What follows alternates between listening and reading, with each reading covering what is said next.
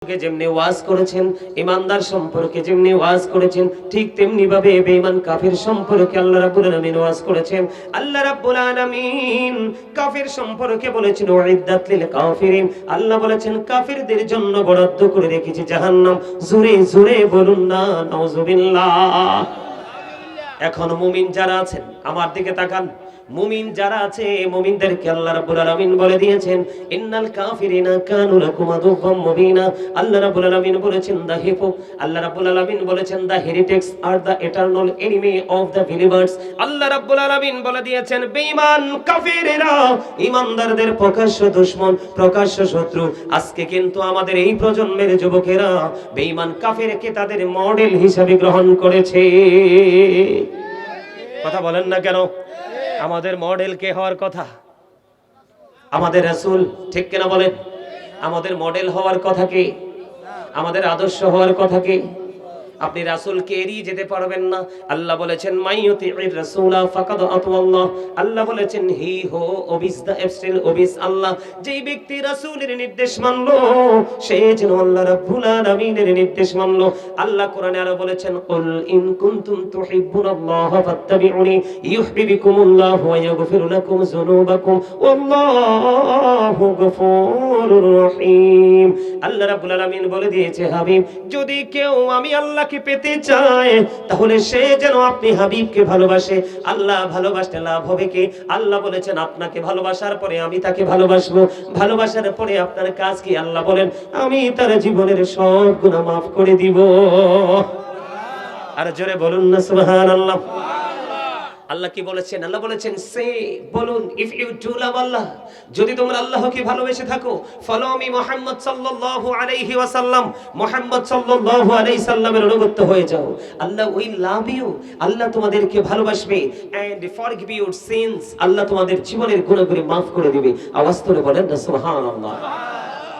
Doctor Ahmad পেয়ারা বাগদাদি পীর সাহেব কেবলা তিনি বলেছেন পৃথিবীর বুকে যত নবী রাসূল এসেছে সকল নবী রাসূলের মধ্যে মোস্ট সাকসেসফুল দ্বারা তিনি বুঝিয়েছেন আপনার আমার প্রাণের নবী শ্রেষ্ঠত্ব দখল করেছে। সুবহানাল্লাহ। আরো জোরে সুবহানাল্লাহ। এখন আমি যদি এটা তো বাংলাদেশের একজন স্কলার, আল্লাহ রাব্বুল আলামিনের ফ্রেন্ড, আল্লাহর বন্ধু, তিনি বলেছেন। আমেরিকার গবেষক মাইকেল এইচ হার্ট তিনি বক্তব্য দিয়েছেন the 100 a ranking of the most influential person in the history। তিনি 100 জন প্রভাবশালীর তালিকা করেছেন। 100 জন প্রভাবশালীর তালিকার মধ্যে তিনি ইনফ্লুয়েন্সাল দ্বারা শ্রেষ্ঠ প্রভাবশালী আপনার আমার প্রাণের নবীকে আখ্যায়িত করেছেন। জোরে বলেন না সুবহানাল্লাহ। আরে আর জোরে বলেন না সুবহানাল্লাহ। কথাগুলো সত্য না মিথ্যা? বিশ্বাস হয়? হযরত মুহাম্মদ সাল্লাল্লাহু আলাইহি সাল্লাম was born in Arab country. His father's name was Abdullah. His mother's name was Amina. His father said died before he was born. He lost his mother in his childhood. He was very truthful. আওয়াজ তুলে বলেন সুবহানাল্লাহ। আমি মজা পাবো না আপনাদের কাছে আলোচনা করে। এইজন্য আমার ঠিকানা চট্টগ্রাম। কোথায়? চট্টগ্রাম। আমার দৌড় শুধু চট্টগ্রাম। এবার ঈদে মিলাদুন নবীর চাঁদে মাত্র একটা প্রোগ্রাম কুমিল্লায় করছি, বাকি সব প্রোগ্রাম চট্টগ্রামে। চট্টগ্রামের মানুষ আমাকে অনেক ভালোবাসে আর আমিও মজা পাই। রাত্র যত গভীর হবে ততই মানুষ আসবে, আলোচনা যত গভীরে ঢুকবো তারা তত বেশি নীরব হয়ে যায়। আপনি তাদের কনফিডেন্স দেখলে আপনারা অবাক হয়ে যাবেন। জোরে কোন সুবহানাল্লাহ। আর জোরে সুবহানাল্লাহ বলতে পারেন না? না পারে? আমি যে বলেছি আপনাদেরকে অসুস্থ, কেন বলেছি জানেন? আমি আবার এই জায়গায় আসতেছি ঘুরে। এখানে আসার কারণ হলো আপনাদেরকে অসুস্থ বলার কারণ হলো শারীরিকভাবে যদি আপনি সুস্থ হন তাকে সুস্থ বলে না, যিনি মানসিকভাবে সুস্থ তাকেই সুস্থ বলা হয়। কি আল্লাহ বলেছেন কওলির রূহু মিন আমরি রব্বি। আল্লাহ বলেছেন say the soul is the order of my lord. Allah রাব্বুল আলামিন বলেছেন first tense, present tense, future tense. দেহের মরণ হয়, আত্মার মরণ হয় না। আত্মা শুধু প্লেস চেঞ্জ করে, স্থান পরিবর্তন করে, আর স্থান পরিবর্তন করতে করতে একদিন পৃথিবীটাও পরিবর্তন করে সেদিনই আপনাকে মৃত বলে ঘোষিত হয়। জোরে জোরে বলেন ঠিক না বেঠিক? তা আপনি আমি জিন্দা না মুর্দা? আপনি কেমনে বলেন জিন্দা? আল্লাহ রাসূল বলছে যে জিকির করে সেই জিন্দা, যে জিকির করে না সে মুর্দা। যিনি জিকির করেন তিনি জাকির, যিনি জিকির করেন না তিনি গাফেল। আপনি কি মনে করছেন মাথা থেকে পা পর্যন্ত চোখ কান হাত পা নড়াচড়া করলে এই মানুষটাই জিন্দা? নো, আসল হলো ওই মানুষটা। আপনি আপনার ওই মানুষটাকে অ্যাক্টিভ করতে হবে, পাওয়ারফুল, একদম সুপার পাওয়ারফুল করতে হবে। জোরে জোরে কোন সুবহানাল্লাহ। সম্মানিত উপস্থিতি, আমার দিকে তাকান। এই আবারও বলছি, আপনারা সবাই সামনে আসেন। ভাই সামনে আসো, আসো সবাই, সবাই জান্নাতের বাগানের মেহমানের মতো বসেন। সবাই আসেন। কথা বলবেন না, কথা বলবেন না, কথা বলবেন না। এই আপনাকে বলতে বলিনি, আপনি বলতে হবে না, এটা দায়িত্ব আমার। আপনি সামনে আসেন, আসেন। এই এদিকে আসো ভাই, সামনে ময়লা থাকলে আসার দরকার নাই। আপনাদেরকে বলছি, মৌমাছি দেখছেন? মৌমাছি আপনাদের ব্রাহ্মণবাড়িয়া বিশ্ব রোডের ওপারে আমরা একটা জ্যামে পড়ছিলাম আজকে 2.5 ঘন্টা মিনিমাম। আমি আসার সময় আমি এসে একটু বিশ্রামও করতে পারি নাই। কয় ঘন্টা? মিনিমাম 1 ঘন্টা 30 মিনিট। হঠাৎ করে চোখ পড়লো, একটা লাইট জ্বলছে, লাইটের পাশে এত বেশি পোকামাকড়, মনে হয় তারা নিবিড়ভাবে সেটাকে পরিদর্শন করছে। কিন্তু আমরা সৃষ্টির শ্রেষ্ঠ হয়ে আমরা সেইভাবে এটাকে পরিদর্শন করতে পারি। এটাই হলো সবচেয়ে বড় আফসোসের জায়গা। এই মিয়া, আপনারা জানেন আপনাদের দাম কত? জানেন না। আল্লাহ রাব্বুল আলামিন আপনাকে দামি বানাইছে, আপনি নিজে খাদ্যের দোষে আপনি দাম কমিয়েছেন। কথা কয় না? আই সূরা ইউনূস খুলে দেখেন, সূরা ইউনূসের 44 নম্বর আয়াতে আল্লাহ বলেছেন, ইন্নাল্লাহা লা ইয়াযলিমুন নাসা শাইয়্যান ওয়ালাকিন্নান নাসা আনফুসাহুম ইয়াযলিমুন। আল্লাহ বলেছেন, আল্লাহ আল্লাহর বান্দার উপর জুলুম করে না, বান্দা নিজেই নিজের উপর জুলুম করে। যাবেনটা কোথায়? আরে ভাই যাবেন কোথায়? Allah doesn't wrong his slave, we are the ones who do wrong. আল্লাহ বলেছে আল্লাহ আল্লাহর দাসের উপর অত্যাচার করে না, দাস নিজেই নিজের উপর অত্যাচার করে। অত্যাচারীকে আল্লাহ বলেছেন আল্লাহু লা ইউহিব্বুজ জালিমিন, অত্যাচারীকে আল্লাহ ভালোবাসে না। আল্লাহ বলেছেন ওমানিজ জালিমিনা মিন আনসার, তারা যখন বিপদে পড়ে আল্লাহ বলেছেন আমি আল্লাহ তাদের জন্য কোনো সাহায্যকারীও রাখিনি। বুঝে নিতে হবে কতটা সেনসিটিভ বিষয়টা। আর সবচেয়ে বড় বিষয় হলো, পৃথিবীর সিসিটিভি দেখলে আমরা কত ভয় পাই, কিন্তু 2 কাঁধে 2টা সিসি ক্যামেরা আছে, সেটার খবর আমরা একবারও রাখি না। ঠিক কিনা বলেন? কিরামান কাতিবিন কাঁদে বসিয়া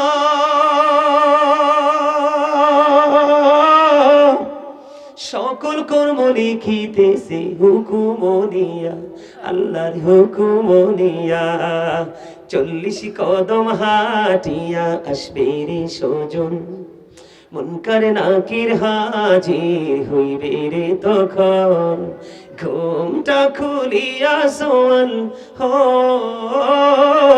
ও মুসলিম ভাই, ঘুমটা খুলিয়া সোয়াল করিবেন তখন। 40 কদম হাঁটিয়া আসবে রে সজন। কি সওয়ালের কি জবাব হইতে যে পারে, সময় থাকিতে অমন জানিও তারে, অমন জানিও তারে। 40 কদম হাঁটিয়া আসবে রে সজন, মুনকার নাকির হাজির হইবে রে তখন। ঘুমটা খুলিয়া সোয়াল ও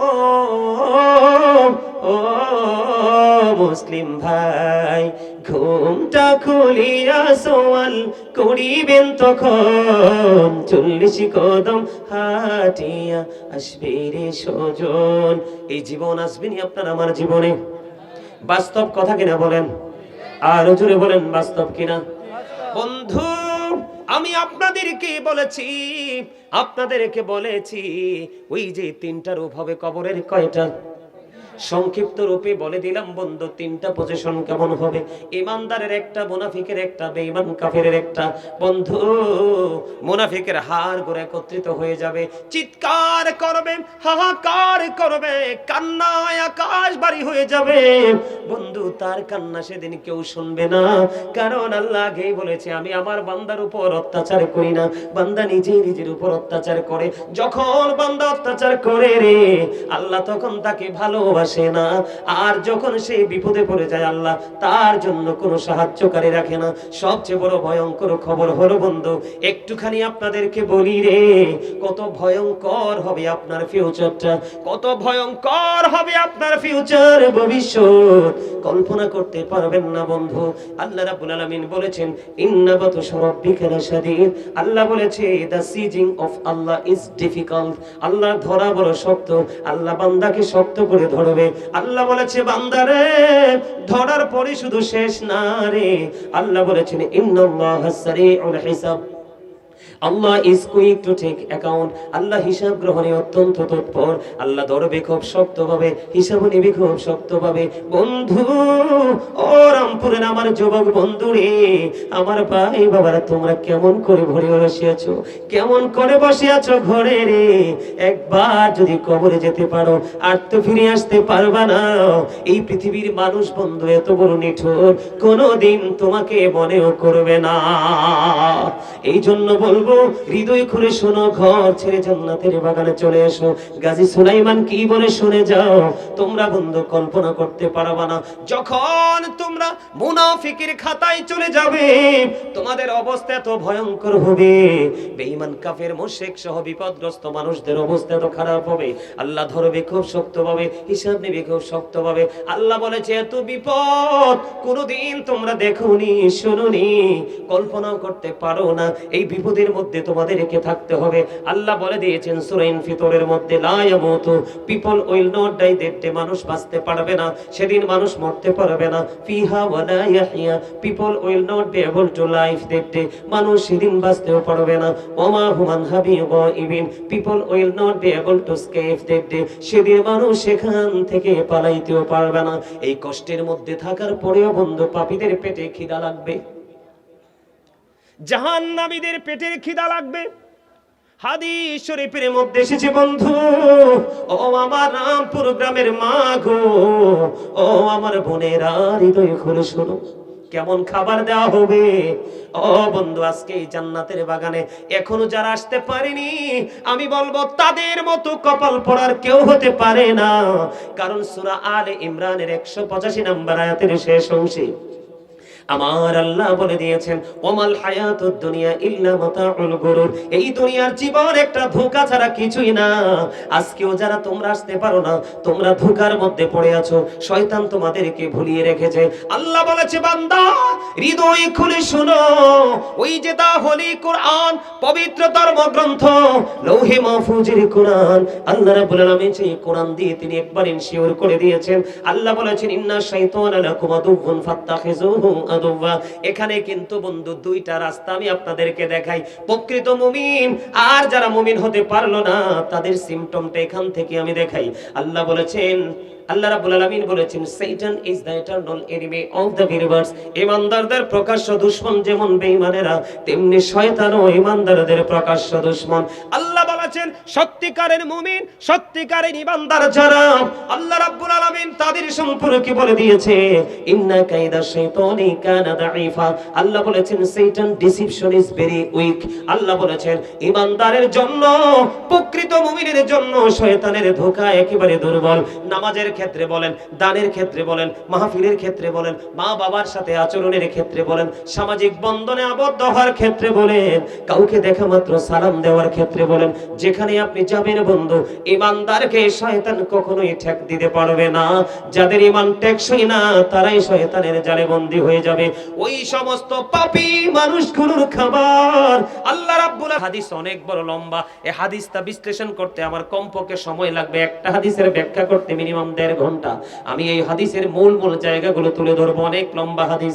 আমার নবী মেরাজে গেল, মেরাজে যাওয়ার পরে জাহান্নামের দিকে বন্ধু তাকালো, জাহান্নামের দিকে তাকায়া দেখলেন এক একটা মানুষের পেট এক একটা ঘড়ের মতো বড় বড়। নাউজুবিল্লাহ বলেন না।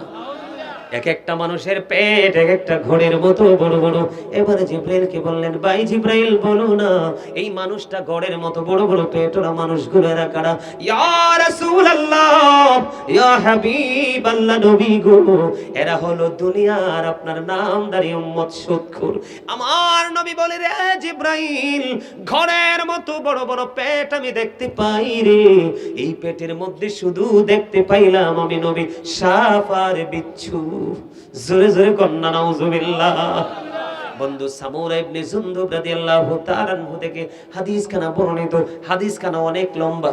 আমার নবী সাহাবায়ে কেরামদেরকে প্রশ্ন করলেন, তোমরা আজকে কেউ কোনো স্বপ্ন দেখেছো কিনা?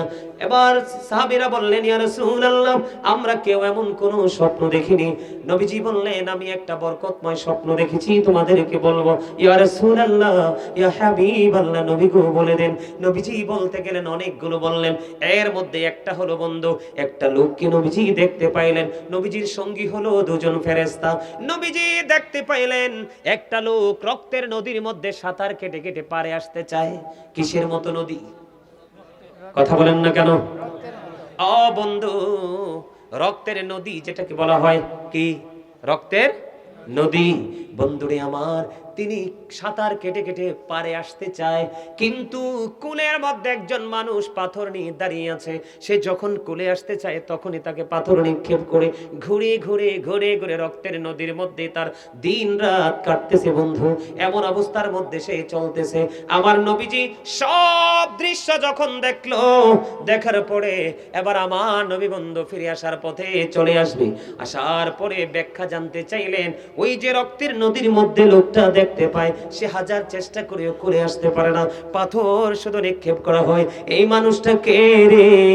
আমার নবীকে যখন প্রশ্ন করলেন, ফেরেশতারা জানিয়ে দিল, এই মানুষটা হলো পৃথিবীর সুদখোর।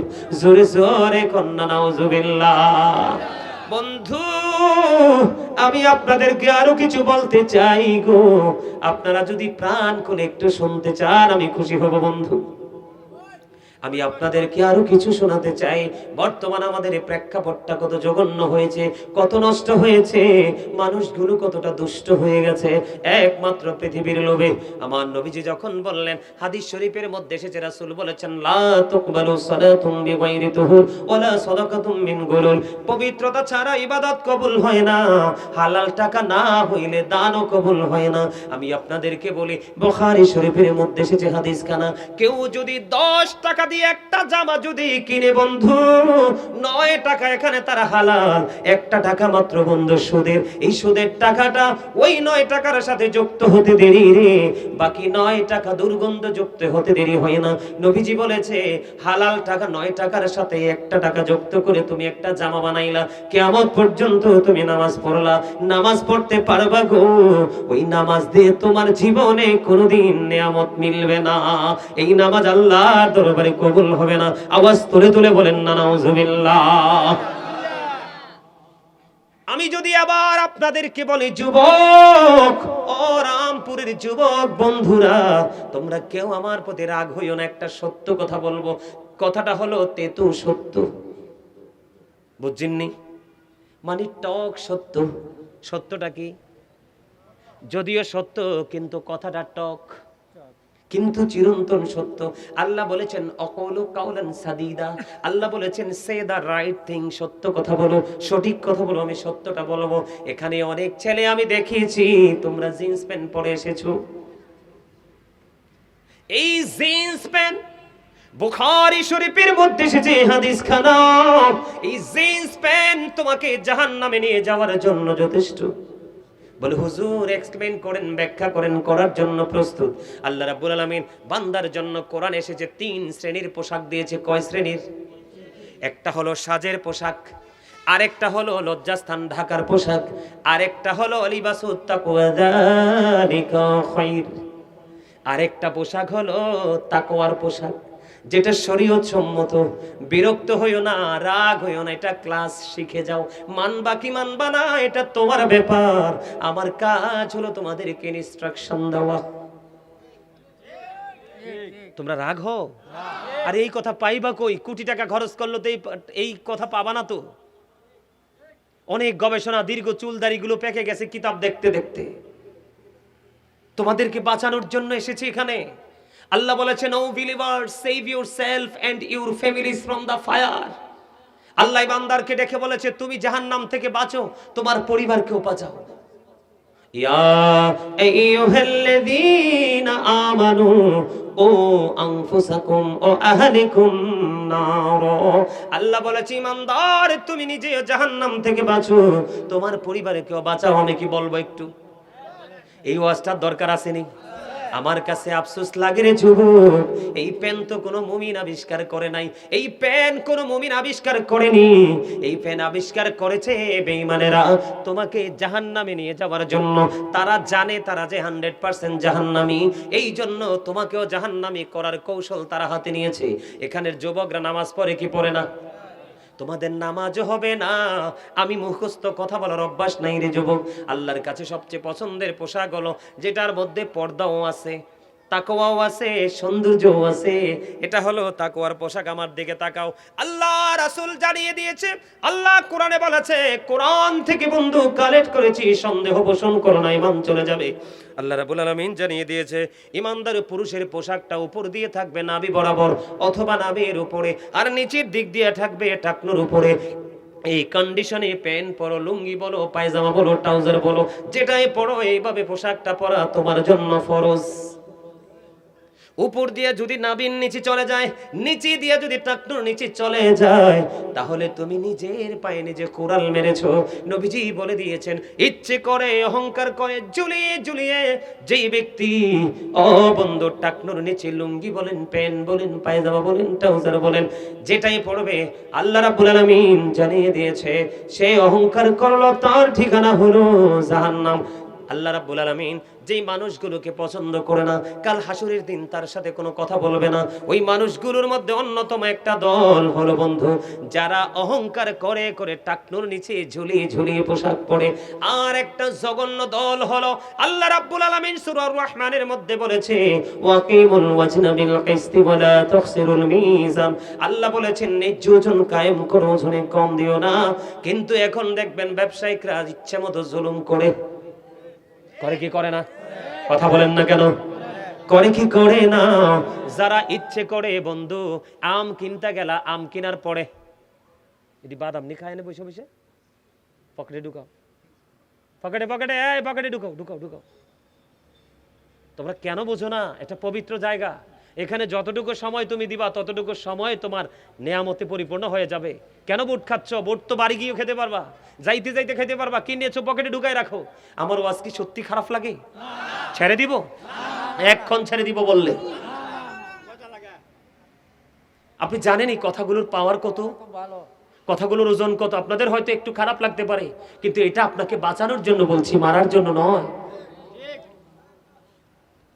বন্ধুরি আমার, হৃদয় খুলে শুনবেন, যেই ব্যক্তি ইচ্ছে করে ওজনে কম দেয়, আল্লাহ তাকেও ক্ষমা করবে না, তার সাথেও কথা বলবে না। আপনার সমাজের মধ্যে আরেক শ্রেণীর মানুষ আছে, মানুষ যখন বিপদে পড়ে তাকে সাহায্য করে, কিন্তু সুযোগ পাইলে খোঁটা দিতেও ছাড়ে না। আছে না নাই? এই সমস্ত খোটা যারা দেয় রে, তাদেরও হাসরের ময়দানে অবস্থা ভালো হবে না। কারণ এই হাদিস শরীফের মধ্যে 3টা অপশনই দেওয়া আছে, এই জন্য 3টা আপনাদেরকে শোনাই দিলাম। এর মধ্যে আমার মূল হলো বন্ধ পোশাকটা। আমার দিকে তাকান, আল্লাহর নবী একদিন মসজিদে অবস্থান করতেছে, হাদিস খানা কবি বন্ধু আমার কাছে মধুময় মনে হয়। আমি প্রায় আজে বলার চেষ্টা করি, কেন কেন গো আমার যুবকেরা ধ্বংস হয়ে যাচ্ছে। কথা বলেন না কেন? তারা ধ্বংস হয়ে যাচ্ছে, অন্ধকারে পৃথিবীর দিকে, অজানা গন্তব্যের দিকে বন্ধু হাঁটছে। তারা জানে না তাদের শেষ কোথায়। এই জন্য তাদেরকে থামানোর জন্য আমি বলেছি বন্ধু, আল্লাহর হাবিব দেখতে পাইলেন একজন মানুষ নামাজ পড়তে আসলেন, নামাজের নিয়ত বেঁধে ফেললেন। আল্লাহর হাবিব বললেন, তুমি ওযু করে আসো। কিন্তু তিনি তো নামাজের নিয়ত বেঁধে ফেললেন। লোকটা কি করলেন? তিনি ওযু করতে গেলেন, ওযু শেষ করে এসে তিনি আবার নামাজের নিয়ত বাঁধলেন। নবীজি বললেন, তুমি ওযু করে আসো। তিনি আবার বন্ধু ওযু করতে করতে গেলেন। অজু করে এসে আবার তিনি নামাজের নিয়ত বাঁধলো। আমার নবী আবার বললেন তুমি অজু করে এসো। এক এক করে বন্ধু তিনবার বলল। তৃতীয়বার আমার নবীকে প্রশ্ন করা হলো, ইয়া রাসূলুল্লাহ, ইয়া হাবিবাল্লাহ, নবী গো, ও প্রাণের নবী গো, বারবার কেন বলছেন অজু করার জন্য? ইয়া রাসূলুল্লাহ কেন গো? আমার নবীজি বলেছে আমার আল্লাহ তো তোমাদেরকে বলে দিয়েছে, ও নামাজি, ও মুসল্লি, ও রামপুরের আমার যুবক, আমার ভাই বাবারা, আমি তোমাদেরকে বলে দেই, মা বোনদেরকেও বলছি, মা গো, সন্তানটাকে একটু সাহায্য করো না, এ সন্তানটাকে একটু শাসন করো, একটুখানি সাহায্য করো। সন্তান যখন প্যান্টটা পরার পরে সামনের দিক দিয়ে লজ্জাস্থান দেখা যায়, নামাজে দাঁড়াইয়া রুকুতে গেলে যখন পিছন দিক দিয়ে লজ্জাস্থান দেখা যায়, ও বন্ধু মনে হয় যেন চোখটাকে লুকাই ফেলি, কারণ চোখের জিনা হলো দেখা। নোংরা জিনিস তো আমি দেখতে পাই, ঠিক কিনা বলেন? সবাই বলেন এটা দেখি কি দেখি না? বন্ধুরে আমার, তিনবার নবীজি বললেন তুমি ওযু করে এসো। কেন গো? নবীজি বলেছেন সে যে পোশাকটা পরে নামাজে দাঁড়িয়েছে, কিয়ামত পর্যন্ত সে নামাজ পড়তে পারবে, আল্লাহ পর্যন্ত পৌঁছাবে না।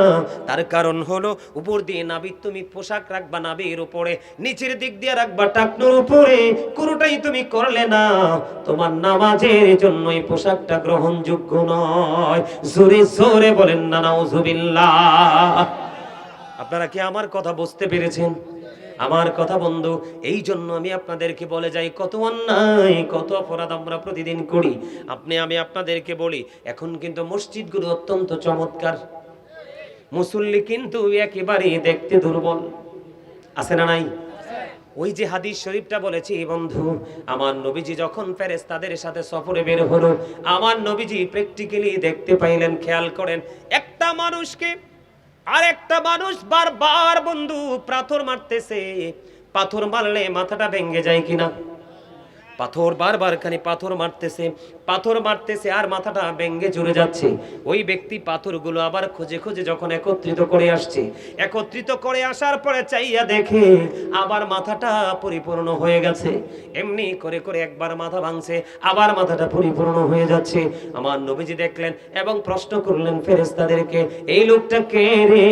এই লোকটার অপরাধ হলো রাতের বেলা নামাজ না পড়ে ঘুমায় যাইতো এবং কোরআন তেলাওয়াত শিখার পরে সে কোরআনটা ভুলে গেছে। আওয়াজ তুলে বলেন না নাউজুবিল্লাহ। তার সাজাটা কি? শুধু পাথর মারতে থাকবে, মাথাটা ভেঙে যাবে, আবার যখন কুরাইতে যাবে আবার মাথা ইনটেক হয়ে যাবে, এমনি করে করে সাজাটা বহাল থাকবে। ওই যে বলেছি, লা ইয়ামুতু ফিহা ওয়া লা ইয়াহইয়া ওয়া মা হুম আনহা বিগাইবিন, বাঁচার সুযোগ নাই, মরার সুযোগ নাই, পালিয়ে যাবার সুযোগ নাই। জোরে জোরে কোন আল্লাহু আকবার। এবার আসেন, মোবাইল কই? একটা মোবাইল আসেনি, দেন আপনাদের কাছে, আমারটা লগে নাই। দেখ মোবাইল দেও। এই যে মোবাইল আপনার মাহফিল কমিটি আমাকে বলেছে, কি জানি নামটা ওনার, আমাকে দাদু ভাই বলে ডাকে, আমার কাছে খুব ভালো লাগছে ওনার ডাক, দেখলে চিনবো, মনে নাই নামটা। ফোন দিয়েছে, হুজুর আপনি কোথায়? দাদু গো আপনি কোথায়? আমি বললাম ব্রাহ্মণবাড়িয়া বিশ্ব রোডের একটু এদিকে জ্যামে পড়ে আছি। আমি কিন্তু চাইলে বলতে পারতাম ওনাকে সান্ত্বনা দেওয়ার জন্য বিশ্ব রোড ক্রস করতেছি, বলতে পারতাম না, কিন্তু আমি হয়তো বলিনি। আপনার আমার মাঝে আছে বন্ধু শাহবাজপুর, কয় আছি চান্দুরা, আছে না নাই? আছে সে চান্দুরা, কয় আমি আছি ওই বিশ্ব রোডে, এমন আছে না নাই? আমি ওয়াজ যেটা করিনি সেটা কিন্তু ইউটিউবাররা হেডলাইন দিয়ে ছাড়ে কি ছাড়ে না? কথা বলেন না কেন? হাদিস শরীফের মূল যে মিনিংটা হলো মিথ্যা। কি? আল্লাহর হাবিব এই দৃশ্যটা দেখার পরে সামনের দিকে অগ্রসর হওয়ার পরে আমার দিকে তাকান, আল্লাহর হাবিব দেখতে পাইলেন একটা লোক এমনি করে বন্ধু একটা আসনের মধ্যে চিত হয়ে পড়ে আছে। তার লোহার রাস্তা দিয়ে বন্ধু তার চেহারাটা কি করে ফেলছে, ছুলে ফেলতেছে, এই থেকে এই পর্যন্ত চামড়াটা লোহার একটা চিরুনি দিয়ে এইভাবে খালাচ্ছে। একদিক দিয়ে চামড়া তুলতেছে, আরেক দিক দিয়ে জোড়া লাগতেছে, একদিক দিয়ে লাগতেছে, আরেক দিক দিয়ে জোড়া লাগতেছে। জীবিত মানুষের চামড়া তুললে আরাম লাগবে নাকি কষ্ট লাগবে? কষ্ট, এত কষ্ট রে, কেমন কষ্ট দেখেন, এই দিক দিয়ে চামড়া ছিল, ওই দিক দিয়ে জোড়া লাগে, এমনি করে করে তার সাজাটা কন্টিনিউ চলতেছে। আল্লাহর হাবিব দেখে প্রশ্ন করলেন, এই লোকটা কে রে? আমার নবীকে ফেরেশতারা জানিয়ে দিল, এই লোকটা হলো পৃথিবীর মিথ্যাবাদী।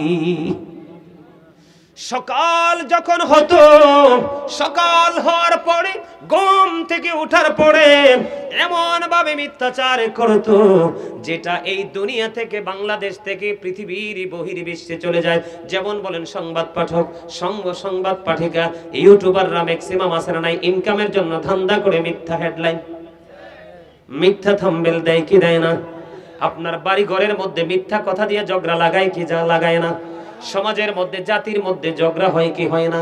আল্লাহ কোরআনে বলেছেন, আল ফিতনাতু আশাদ্দু মিনাল কতল। সমাজের মধ্যে, জাতির মধ্যে বন্ধু কলহ সৃষ্টি করা হত্যার চাইতে বড় জঘন্য অপরাধ। ওই মিথ্যাবাদীর জন্য সাজা, বন্ধু চামড়া তোলা হচ্ছে, জোড়া লাগতেছে, এইভাবে চলতে থাকবে আর চিৎকার করতে থাকবে, জোরে জোরে বলেন নাউজুবিল্লাহ। এখন বাংলার জমিনে বন্ধু মানুষ জিনা কি করে কি করে না? বলৎকার করে কি করে না? আরো জোরে বলেন, করে কি করে না? আছে না নাই? আপনারা জানেন কিনা জানি না, এই জিনা, এই বলৎকার ছিল বন্ধু লূত আলাইহিস সালামের জামানার কাজ। আখির নবী আল্লাহর প্রিয় হাবিব হাবিবুল্লাহর জামানায় বলৎকার বা জিনা এটা কখনোই কাম্য নয়। আছে না নাই? ওই যে হাদিসটা আমি আপনাদেরকে বলতেছিলাম, ওই হাদিসের আরেকটা পার্ট হলো, নবীজি যখন সামনের দিকে হাঁটতে লাগলেন, নবীজি দেখতে পাইলেন বন্ধু আগুনের একটা চুলা, চুলার মধ্যে উলঙ্গ নারী পুরুষ, ওদেরকে আগুনের মধ্যে জ্বলতেছে। এই অবস্থা দেখে আমার নবী সঙ্গীদেরকে প্রশ্ন করলো, এই যে আগুনের চুলা, এটার মধ্যে নারী পুরুষ দেখা যায়, এরা কারা গো? এবার ফেরেশতারা ডেকে ডেকে বলল, নবী গো, ও প্রাণের নবী, এরা হলো দুনিয়ার জিনা ব্যভিচার করনে ওয়ালা, বলৎকার করনে ওয়ালা।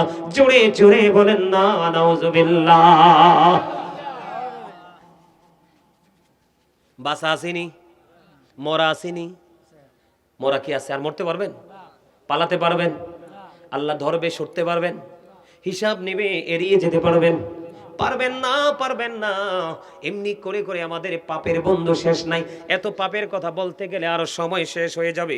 বন্ধুরে আমার, আমি আপনাদেরকে প্রাণ করে বলতে চাই, এমনি করে করে অন্যায় আমরা করি কি করি না? কথা কয় না? অপরাধ আমরা করি কি করি না?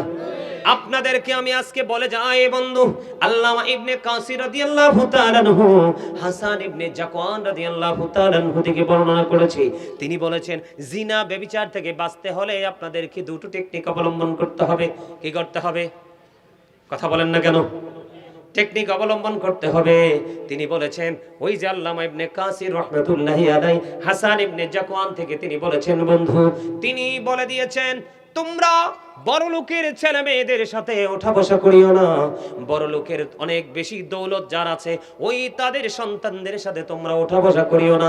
এরা হলো অবিবাহিত যুবতী নারীদের মতো, এরা হলো সমাজের জন্য, জাতির জন্য ফিতনা। তবে সব বড় লোকের সন্তান অমানুষ হয় না, তবে ম্যাক্সিমামই হয় অমানুষ। আমার কথা কয় না, এটা কিতাবের কথা, তো এটা আমার কথা না। তো আমি যদি আপনাদেরকে একটু সুন্দর করে বলি, the man is poor but honest, লোকটা গরিব কিন্তু সৎ, এটা ভালো, নাকি the man is rich but characterless, লোকটা ধনী কিন্তু চরিত্রহীন, কোনটা ভালো? আরে কথা কয় না, বুঝেন না আমার কথা? আমাদের যারা ইংলিশ, যারা দার্শনিক ছিলেন, লেকচারার ছিলেন, ওদের বক্তব্য, পুরনো বক্তব্য, ওরা বলেছে, the rich are not always happy, ধনীরা